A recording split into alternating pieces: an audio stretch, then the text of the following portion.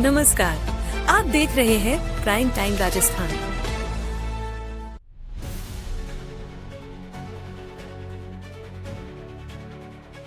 गोबुंदा Pindwara highway पर फिर हुआ हादसा। अनियंत्रित ट्रेलर पलटा, ड्राइवर हुआ घायल। गोबुंदा पिंडवारा हाईवे पर लगातार हादसों का सिलसिला जारी है। रविवार करीब 4 बजे के आसपास पिंडवाड़ा से उदयपुर जाते वक्त कीर्ति होटल के पास एक बजरी से भरा ट्रोला अनियंत्रित होकर हाईवे किनारे पलट गया। हादसे में ड्राइवर को मामूली चोटें आई है। अरावली क्रेन के अमरचंद ने बताया कि ट्रोला महादेव जी के मंदिर से अनियंत्रित हो गया था, जो कीर्ति होटल के पास स्थित मगरी से टकराते हुए पलटी हो गया।